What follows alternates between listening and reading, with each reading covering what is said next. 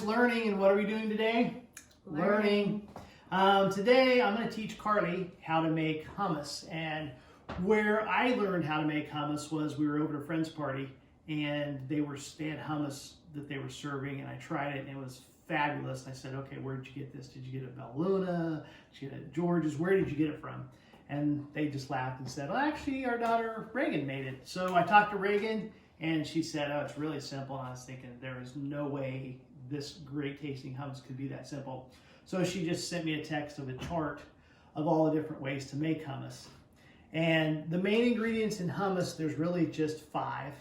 It's garbanzo bean or chickpeas, and then it's tahini, which is just a little bit of a paste, and it's basically made out of sesame seeds ground up, and then olive oil, minced garlic. You can make garlic. You can actually buy the regular garlic, and this is a garlic press that you can get. You can squeeze it out just like you're going to make a lemon. If you're going to make lemonade or lemon juice. But you just do that with the garlic and press it. But I found just buying the minced stuff in a jar is pretty simple. And then you're going to add a little bit of lemon juice as well. So it's a can of chickpeas. It's a 1/3 cup of tahini. It's 2 tablespoons of olive oil, 2 tablespoons of lemon juice, and then just a clump of garlic, which I just use like a big old spoonful because I love garlic. And then you can literally deviate any way you want. There's actually a recipe where you take out the tahini and you insert creamy peanut butter. Have not tried that, but Taco Luce makes a taco with peanut butter, which I think sounds crazy, and everybody loves it, so you might give that a whirl. What I have done is I've thrown in a jalapeno, I've thrown in serrano peppers. If you use the jalapenos, it'll kind of give it a green cast. I did that for a tailgate party, and all the college kids loved it. Kind of gives it a little kick.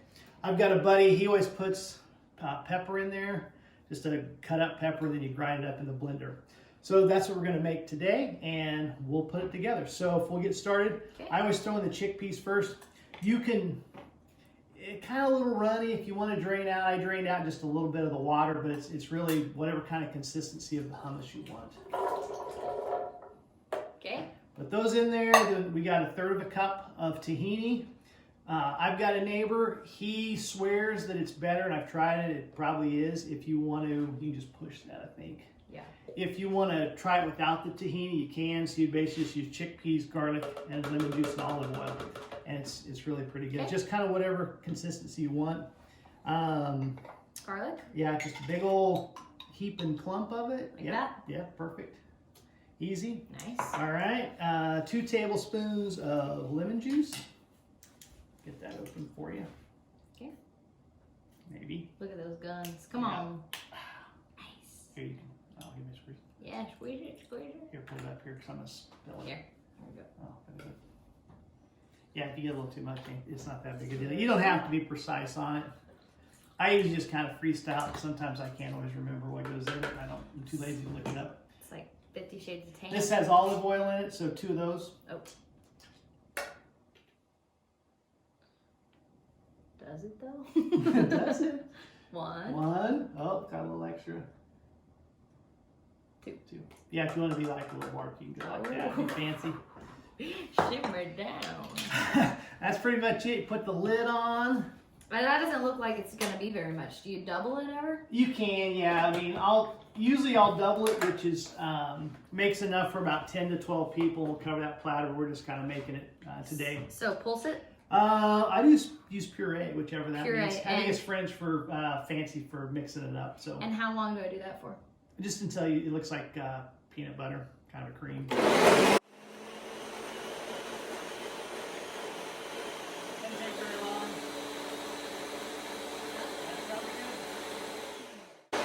Okay. Yep, and then you're going to just take it out. It's not real complicated. Like I said, if you want to make more, you can. I'll put it on here like the restaurants do, where you just kind of pour it out onto the tray. Oh. Yeah, kind of make it fancy. Yeah.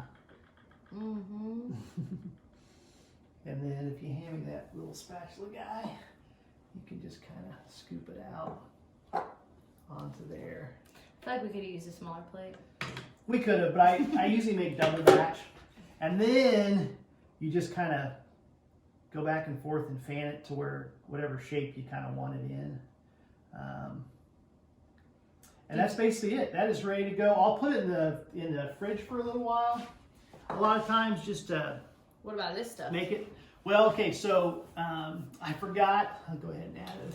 So one of the other ingredients that I'll add, it gives it a little more texture and a little bit of a kick, is Parmesan cheese. This is grated because we had it extra, but I get it in the bag, just in the shredded cheese section, and I just throw in a handful. It's nothing precise. That's how I make my hummus. So when you're done, for your presentation purposes, you can take olive oil like they do in the restaurant, and you just kind of drizzle it across there, make a little, and then you take, this is just like little flakes of pepper that I've gotten. Can I put these on there? And then you just kind of sprinkle. Oh, baby. Yeah, just sprinkle that on there, give it a little, and then whoop, whoop, whoop, whoop. Oh, not yet? So these, yeah. So you get out of the freeze the Tostitos. Yeah. Yeah, so I just take a regular Tostito. These are a little bigger than what I do, and I just cut them with a pizza cutter. And then you can even take them, and if these are a little flimsy, but you can use these.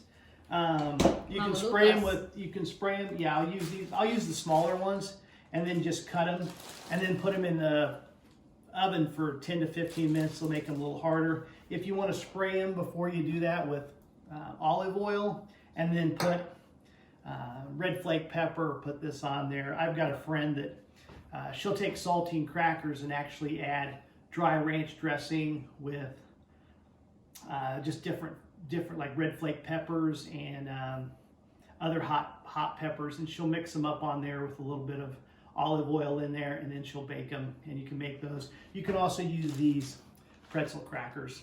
Anything really you want, celery, carrots, veggies.